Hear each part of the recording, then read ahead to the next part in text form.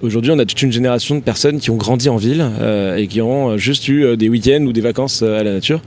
Donc il y a ce besoin de se réapproprier ces espaces-là. Une des villes comme Paris, pour ne pas la citer, c'est des villes qui sont très bitumées. Donc il y a eu des stratégies dans les années 60-70 d'urbanisme de se dire on met du béton partout. Aujourd'hui, on y en revient. Donc il y a toute la création d'oasis urbaines, place de la Nation, etc.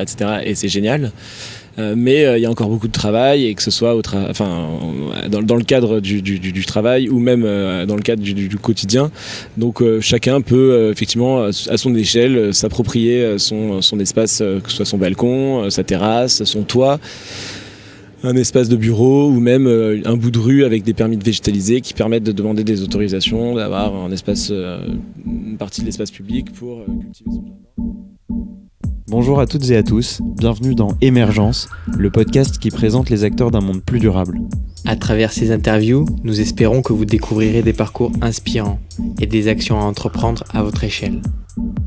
Jardiner permet d'avoir confiance en soi, parce que quand on a la question de la patience, du temps que ça peut prendre de faire pousser une plante et autres, et derrière on est fier de ce qu'on a réussi. Pour nous soutenir, abonnez-vous à notre émission sur Apple Podcast ou sur les autres applications. Bonne écoute. Bonjour et bienvenue dans Émergence. Aujourd'hui, nous accueillons Hugo Meunier, fondateur de Merci Raymond. Bonjour Hugo. Bonjour. Pourrais-tu commencer par te présenter ainsi que ton parcours ? Alors moi c'est Hugo Meunier, je suis cofondateur et président de Merci Raymond. Merci Raymond, c'est un collectif de jardiniers urbains qui s'engage pour revégétaliser et rendre les villes plus vertes et gourmandes. Moi mon parcours, historiquement, je suis originaire du sud-ouest de la France, un petit village dans le Tarn-et-Garonne. J'ai grandi là-bas, j'ai fait mes études de droit à Toulouse, puis après je me suis spécialisé en droit du numérique à Paris pour enchaîner sur le Conseil national du numérique, qui est un organe indépendant qui rend des rapports et avis sur tous les projets de loi sur le numérique ou stratégie à N+10, N+20, avec notamment des acteurs comme Marie Eklund, Bernard Stiegler ou encore Stéphane Distinguin et Benoît Thullin. Donc c'est des grands pontes du numérique. Ces personnes-là m'ont été très inspirantes et en fait m'ont donné envie de m'engager sur ces questions en fait des nouveaux enjeux qui se posent sur la société. Mais je me rendais compte qu'il y avait vraiment beaucoup de choses qui se faisaient sur le numérique. Donc depuis 15, 20 ans, 30 ans, il y avait beaucoup d'innovations, notamment qui émergeaient beaucoup aux États-Unis. Et on va dire sur la question environnementale, il y avait encore tout à faire. J'avais aussi un copain en parallèle qui revenait de New York, qui me parlait de cette émergence de tous ces toits potagers qu'on voyait à Brooklyn ou même au Canada, à Montréal. Et effectivement à Paris, en 2015, c'était encore un peu le balbutiement. Et je me disais, tiens, pourquoi pas, d'autant plus qu'en fait, pour agir dans l'environnement, c'est vrai que le jardinage et l'agriculture urbaine, c'est quelque chose de très concret, très direct, et très rapidement, on a un impact très positif pour la ville. D'autant plus que moi, venant de la campagne et me rendant compte que Paris, où je travaille et où je vis, est une des villes les moins vertes au monde, j'ai tout à faire et du coup, j'ai tout intérêt à m'engager sur ce terrain-là. Après, ça a été plus facile à dire qu'à faire, donc il a fallu faire toute une phase de test, de se dire mais qu'est-ce que je peux faire dans ce secteur-là, sachant que je suis pas paysagiste, je suis pas ingénieur agronome, je suis pas du tout issu de ce métier-là, et donc en fait ça a été un peu des aventures, de se dire on va essayer d'amorcer le métier. Qu'est-ce que c'est aujourd'hui être agriculteur urbain, être jardinier urbain? Ça n'existe pas vraiment, c'est assez contradictoire. Même les gens souriaient, ou moi quand je racontais à ma famille que je voulais faire ça, forcément on me prenait un petit peu de haut en disant mais oui mais Hugo, c'est un beau projet, c'est sympa, mais tu vas pas tenir plus de 6 mois.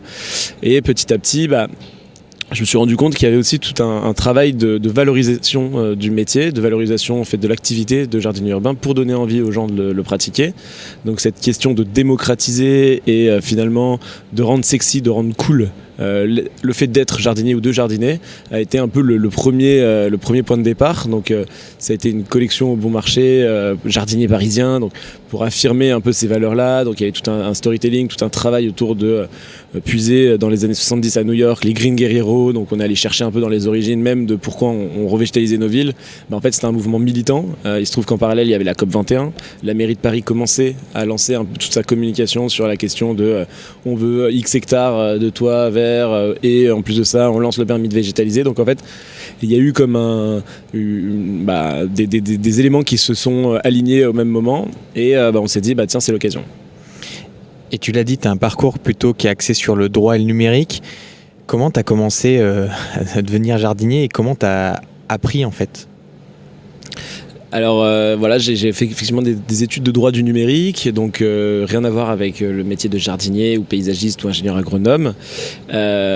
Alors, j'ai grandi à la ferme, donc c'est un peu l'école de la vie, je dirais. Mais par contre, oui, des fois j'arrivais devant des personnes et qui me disaient, tiens, voilà, moi j'ai un potager, ou tiens, moi j'ai des plantes chez moi, ou j'ai des plantes là. Je sais pas ce qu'elle a des moucherons. Alors, j'avoue, au début, il a fallu que je sois assez créatif dans ma manière de répondre. Puis après, direct, j'appelle un pote, je disais, ah putain, il y a ça, comment je peux faire tu penses que c'est quoi? Et du coup, je lui disais, voilà, votre plante elle a ça, mais en fait, j'y connaissais pas grand chose d'un point de vue très plante d'intérieur. Donc, du coup, il a fallu petit à petit se staffer, avoir des compétences, et donc c'est là où j'ai vraiment appris à bien m'entourer des bonnes personnes et des bonnes compétences pour mener à bien un projet. Faut savoir qu'on avait quand même un horizon dans notre stratégie avec Merci Raymond, de se dire, on passe pas à l'étape d'après tant qu'on n'a pas validé la première étape. Donc, nous, notre première étape, ça a été vraiment de se dire on est jardinier, on l'affirme et on se revendique comme tel, un peu militant même. Et puis l'étape d'après, ça sera bien sûr de se dire maintenant on végétalise et on essaie d'engager des communautés. Donc on crée des moments, on crée des ateliers, on essaie de rendre accessible cette nature en ville. Est-ce que tu pourrais nous expliquer ce que fait Merci Raymond et surtout qui est Raymond ? Alors Raymond, c'est mon grand-père, donc c'est effectivement c'est mon grand-père dans le sud-ouest de la France, dans le Tarn-et-Garonne à Donzac, qui lui est un agriculteur, petit-fils d'agriculteur, donc depuis plusieurs générations. Qui jardine encore et qui est très content d'avoir son potager à la retraite bien sûr, mais depuis du coup nous Merci Raymond, donc on a bien évolué en 4 ans. On se dit qu'on aime bien dire on a réussi à trouver un modèle économique à cette question d'agriculture et de végétalisation des villes, sachant que nous on n'est pas une association, on n'a pas de subvention, on n'a pas de service civique, on n'a pas fait de levée de fonds, donc on est totalement indépendant. Donc moi c'est avec mes petits 5 000 € que j'avais économisé du Conseil national du numérique que j'ai pu investir dans le projet de Merci Raymond. Et après, il a fallu courir un peu partout, essayer de trouver des projets, essayer de construire un peu cette entreprise avec les bonnes personnes. Et donc, il y a heureusement Antoine, mon associé, Guillaume, mon autre associé, avec qui on a un peu on va dire tissé notre petite toile. Et aujourd'hui, on a réussi à avoir plusieurs on va dire compétences. Donc ça va être de végétaliser les villes, donc de manière intérieure ou extérieure. On a une autre partie qui va être sur les projets d'agriculture urbaine, donc agriculture pédagogique ou productive.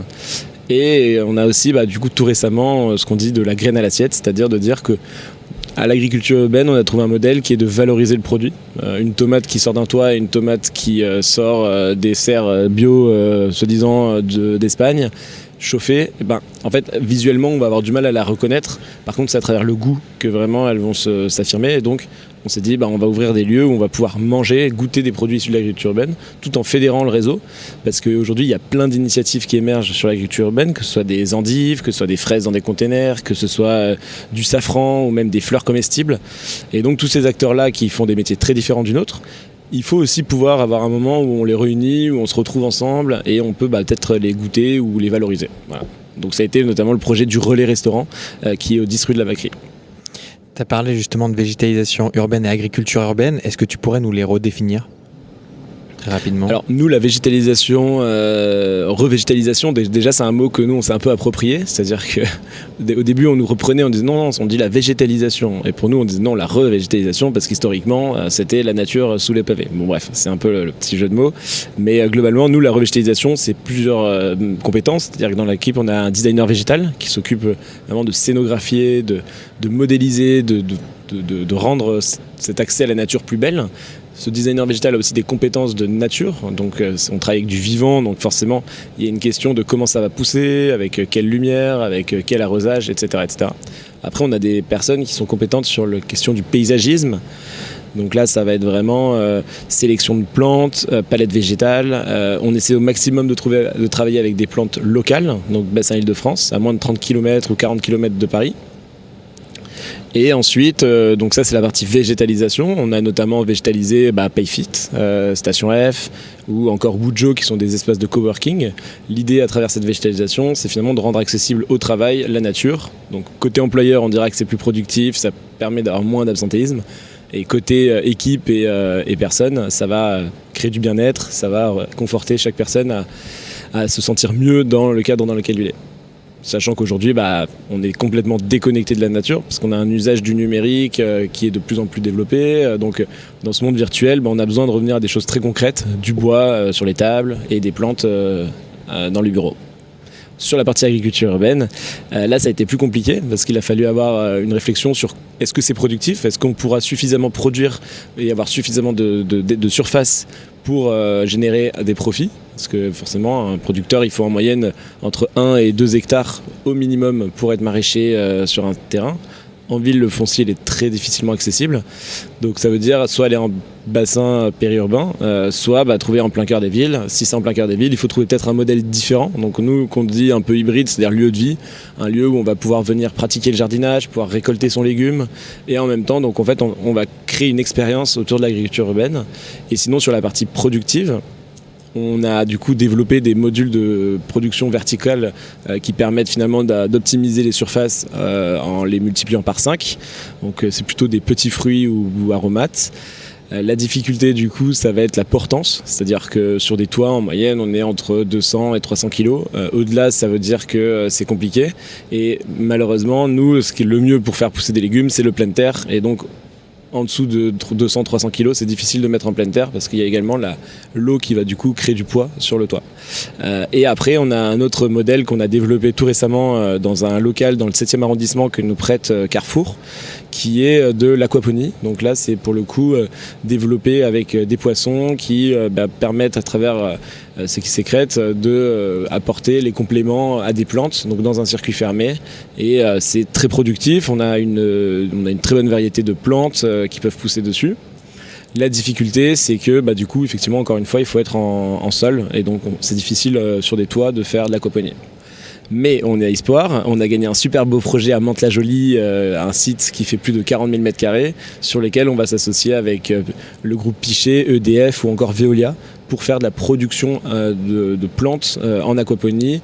Et le surplus d'eau ira sur un potager en permaculture sur lequel on travaille aussi chez Merci Raymond.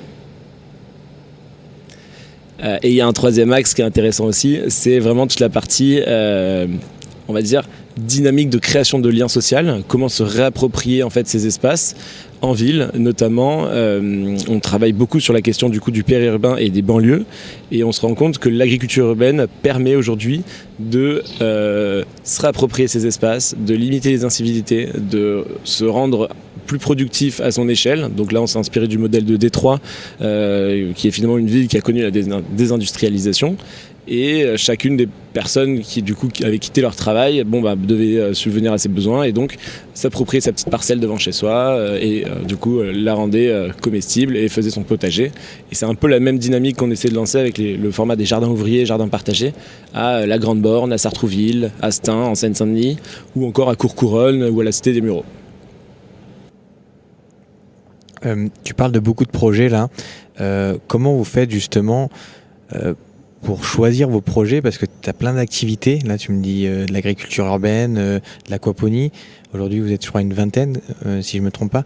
Comment vous décidez de vous lancer sur un projet et prendre celui-là et pas un autre Alors c'est une très bonne question, ça a été assez compliqué d'arbitrer à chaque fois, sachant que quand on se lance, par définition, on peut difficilement dire non, donc nous on a été plutôt dans l'optique de dire oui à tout, et on verra, et du coup ça nous a amené dans des situations assez marrantes, et il y a des très belles histoires à raconter avec les équipes, mais du coup dans l'objectif du coup à chaque fois de se dire on y va, mais par contre des fois on n'a pas toujours les compétences, donc des fois on dit oui, on se retrouve avec un énorme projet, comment on fait?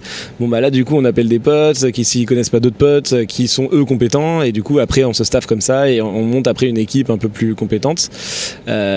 Parfois des fois ça n'a pas marché. Aujourd'hui on a au bout de 4 ans on va dire la maturité et l'expérience de dire ok celui-là attention usine à gaz on n'y va pas, ou alors celui-là génial on met le paquet.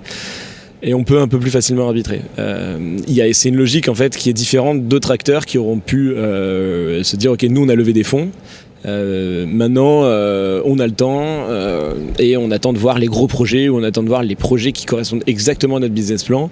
Nous on se dit on a testé plein de choses et c'est ce qui aussi pousse notre certaine créativité. Et on a une palette de projets qui sont vraiment très très divers chez Merci Raymond. Effectivement, on a énormément de projets aujourd'hui qui éclosent autour du thème de la transition écologique et de la revégétalisation. On a Agricool, pour ne pas les nommer, La Caverne, une culture de safran dans le 13e également. Comment est-ce que tu peux expliquer ce mouvement, cet engouement aujourd'hui pour cette éclosion des projets ? Alors c'est un mouvement qui est multiple. Déjà globalement, il y a tout ce qui va être l'engagement pour le développement durable et la transition écologique, qui est une vraie tendance de fond. L'autre jour on parlait de est-ce que si c'est tendance c'est bien, oui, tant mieux, parce que en fait ça veut dire que si on a le mouvement de fond et en plus de ça que c'est tendance, c'est que ça va ouvrir les esprits à plus de personnes. Il y a 10 ans, quand on parlait de ces sujets-là, très rapidement on était taxé de écolo, bobo, assez fermé dans son petit microcosme. Aujourd'hui on se rend compte que ça se démocratise et que tout le monde prend conscience. Alors il y a encore beaucoup de travail à faire, nous on s'en rend compte notamment dans les banlieues, ou dans certaines banlieues plutôt, où il y a encore un niveau d'éducation qui montre que consommer des canettes ou du McDo, c'est pas encore... il y a encore un travail d'éducation là-dessus. Vaste sujet. Mais après, globalement, sur les acteurs qui émergent, c'est plusieurs sujets. Là, ce que tu as cité, c'est surtout des acteurs finalement de la production agricole. On se rend compte qu'il y a une vraie question de ce qu'on mange en ville, et donc cette question de l'alimentation durable, elle est clé de recentrer en fait la production, la question de la localité, la question aussi de l'accès à de voir comment ça a été produit. Donc cette dynamique-là participe en fait à la transition écologique, sachant qu'il y a plus de 3 repas par jour. Aujourd'hui, c'est, je crois, une des industries les plus polluantes, et notamment, heureusement qu'il y a des acteurs qui aujourd'hui se posent ces questions-là. On a aussi un autre mouvement, et beaucoup de personnes qui s'impliquent dans ces projets-là sont aussi des personnes en reconversion professionnelle. Donc il y a aussi tout un mouvement de fond de trouver du sens à ce qu'on fait. Et en fait, ces métiers d'agriculture urbaine, ces métiers de jardinage permettent de s'impliquer et de trouver du sens dans une action qui contribue pas simplement à son business, mais aussi à la société au sens large. Parce que quand on a du safran qui pousse sur un toit de Paris, effectivement, ça contribue à limiter les îlots de chaleur, ça contribue à déminéraliser les toits, etc., etc. Tu parles justement de quête de sens. On a l'impression que le citadin se déconnecte complètement de la nature. Vous, on a aussi l'impression que vous avez une autre mission, c'est que vous avez une des finalités de Merci Raymond, qui est de reconnecter le citadin avec la nature. Est-ce que tu peux nous expliquer un peu plus les actions concrètes que vous faites à ce sujet-là ?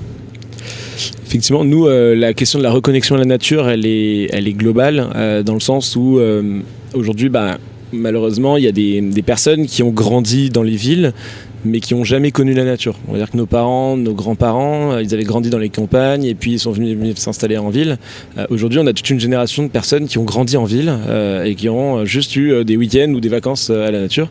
Donc il y a ce besoin de se réapproprier ces espaces-là. Une des villes comme Paris, pour ne pas la citer, c'est des villes qui sont très bitumées. Donc il y a eu des stratégies dans les années 60-70 d'urbanisme, de se dire on met du béton partout. Aujourd'hui on y en revient, donc il y a toute la création d'oasis urbaines, place de la nation, etc. et c'est génial. Mais il y a encore beaucoup de travail, et que ce soit dans le cadre du travail ou même dans le cadre du quotidien. Donc chacun peut effectivement à son échelle s'approprier son espace, que ce soit son balcon, sa terrasse, son toit, un espace de bureau ou même un bout de rue avec des permis de végétaliser qui permettent de demander des autorisations, d'avoir un espace, une partie de l'espace public pour cultiver son jardin. Toute la question, ça va être l'entretien. Qui l'entretient ? Donc c'est important de se connecter avec ses voisins, de se dire que tiens, je suis pas tout seul à aller arroser tous les jours mes plantes, mais du coup en fait on part d'un besoin qui crée finalement un espace de partage, un lieu de vie, et qui donne du lien social entre habitants de quartier. Tu viens de nous parler un peu des bénéfices de la revégétalisation urbaine, de revégétaliser Paris, donc limiter les îlots de chaleur, dépolluer la ville simplement. Mais concrètement, pour quelqu'un de lambda, quelles sont les actions qu'on peut entreprendre pour se joindre au mouvement ? Tu viens de parler aussi du permis de végétaliser, qui a été lancé par la mairie de Paris. Alors, effectivement, pour prendre part à cette révolution verte, il y a différentes manières de le faire. Nous, on le dit à chaque fois à son échelle, c'est important. Donc, de faire pousser ses plantes, de sourcer localement ses graines, de faire ses semis, de faire son petit mur vertical chez soi, donc à travers des tutos qu'on peut retrouver sur Internet ou dans d'autres sources, des livres. Sinon, au bureau, faire sa demande de permis de végétaliser. Mais ce qui est surtout très important, c'est aussi de se dire tout seul, oui, je peux m'y impliquer, mais c'est à plusieurs que ça pourra bien marcher, que ce soit avec ses collègues de bureau ou avec ses voisins. Dans sa copropriété, il y a beaucoup de gens qui viennent nous voir, qui nous disent j'ai une copropriété, mais je sais pas trop comment faire. Tout seul, c'est lourd à porter sur ses épaules, surtout vu les agendas que peuvent avoir les citadins. Donc c'est important de se dire je connecte plusieurs personnes et en plus du bénéfice de se dire ça dépollue et ça recrée un cadre de bien-être, ça va recréer du lien social et les gens vont pouvoir se parler et se retrouver à travers une activité. Et c'est ce qui aujourd'hui manque à beaucoup de citadins de pratiquer des activités. Et surtout ce point-là, tu essayes aussi de le mettre en avant, le lien social. Tu as fait des reportages avec France 3. Justement, vous êtes allé à Clichy, il me semble, et vous avez créé un espace urbain. Est-ce que tu peux nous donner ton retour d'expérience sur ces initiatives qui permettent de créer du lien social entre les gens, tout simplement? C'est très important d'aller aussi au contact de personnes qui n'ont pas l'habitude ou qui n'ont pas la culture du jardinage. Et donc nous, on s'est rendu compte qu'aller dans ces espaces-là, donc beaucoup de banlieues, ça permettait de créer une dynamique de quartier qui améliorait donc le lien social, qui améliorait aussi la cohésion, qui améliorait la confiance en soi. Jardiner permet d'avoir confiance en soi, parce que quand on a la question de la patience, du temps que ça peut prendre de faire pousser une plante et autres, derrière on est fier de ce qu'on a réussi. On a aussi on a remarqué qu'il y avait toute une baisse d'incivilité sur les espaces sur lesquels on intervenait, parce que forcément on implique les habitants, donc c'est un peu une partie de leur jardin, donc c'est à eux, donc ils n'ont pas forcément envie de le dégrader, ou du moins ils vont y faire attention.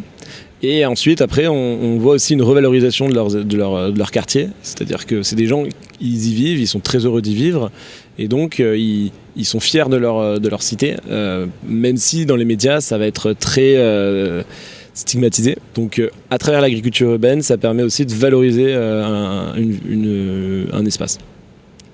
Et si on veut aller plus loin, qu'est-ce qu'on pourrait entreprendre, qu'est-ce qu'on pourrait imaginer, ne serait-ce qu'en termes de gouvernement, de société, de personnes. Toi, un peu dans ton idéal, si on devait aller plus loin, qu'est-ce que tu imagines ? Alors nous, pour aller plus loin, il y a énormément de choses à faire. On est encore très très en retard, mais concrètement, ça serait d'essayer de connecter en fait. D'inciter un peu plus les gens à s'approprier leurs espaces, peut-être se dire tiens, il y a plein de parkings, il y a plein d'espaces qui sont dédiés aux voitures, est-ce qu'on pourrait pas se dire qu'une place de parking sur deux serait un potager urbain, donc typiquement ça ferait je sais pas combien de mètres carrés en plus dans les villes. On pourrait se dire aussi, il y a les écoles. Les écoles, c'est finalement des grands terrains. Il y a toute une question de la résilience des villes qui se pose, de l'imperméabilisation des sols. Pourquoi pas les débitumer et de se dire, à l'école, vous avez 2 heures obligatoires de jardinage par semaine ou par mois. Et donc, c'est ces enfants-là qui vont entretenir, qui vont à travers ça apprendre les valeurs de la terre, la valeur du jardinage. Ou encore, ce qu'on pourrait imaginer, c'est une fois par mois, une après-midi par mois, dans tous les bureaux en entreprise, d'obliger les salariés à aller s'impliquer dans un potager à proximité, à moins de 10 km ou à moins de 5 km, pour contribuer à ces espaces verts. On arrive dans les dernières questions. Est-ce que tu auras un livre, une ressource à conseiller à nos auditeurs ? Alors je vais faire notre promo, mais effectivement on a sorti notre livre chez Marabout qui s'appelle Tous acteurs de la Révolution verte, et donc je le recommande, d'autant plus qu'on est allé rencontrer donc des philosophes, des essayistes, des urbanistes, des architectes, des économistes, donc plein de personnes finalement qui font la ville de demain, mais pas forcément sous l'angle du jardinage et de la nature en ville, et donc eux ils nous ont donné un peu des clés sur comment s'impliquer au quotidien et aussi à plusieurs dans la Révolution verte. Et tu as un livre justement qui t'aurait inspiré personnellement ? Un livre qui m'aurait inspiré personnellement, il y a un livre de Yamashito sur l'homme qui murmurait aux oreilles des légumes, qui est très intéressant sur la pratique finalement de cette patience et de cette noblesse de jardiner pour avoir les meilleurs fruits et légumes. Et est-ce qu'il y a quelqu'un que tu aimerais écouter dans ce podcast ? J'aimerais bien écouter Clément Malové de Opal, qui font des suites à partir de plastique recyclé. Ok, bon, on tentera de l'inviter. On te remercie pour cette interview. Merci à vous. On te souhaite bon courage pour tous ces beaux projets, parce qu'ils sont Merci. nombreux. Si vous avez apprécié cette interview, faites-le savoir à notre invité sur les réseaux sociaux. Vous trouverez les liens sur notre site internet emergence.co, ainsi que toutes les ressources pour approfondir le sujet. Et si vous voulez nous donner un petit coup de pouce, rien de plus simple, vous pouvez mettre un 5 étoiles sur Apple Podcast, vous abonner à l'émission sur les plateformes d'écoute ou partager l'épisode dans votre entourage. Et pour ne manquer vraiment aucune actualité, vous pouvez nous suivre sur notre newsletter, Instagram ou notre compte Facebook. Nous tenons également à remercier Bertrand Jacquet pour la création de la musique du générique. À dans 2 semaines pour le prochain épisode. Bye bye.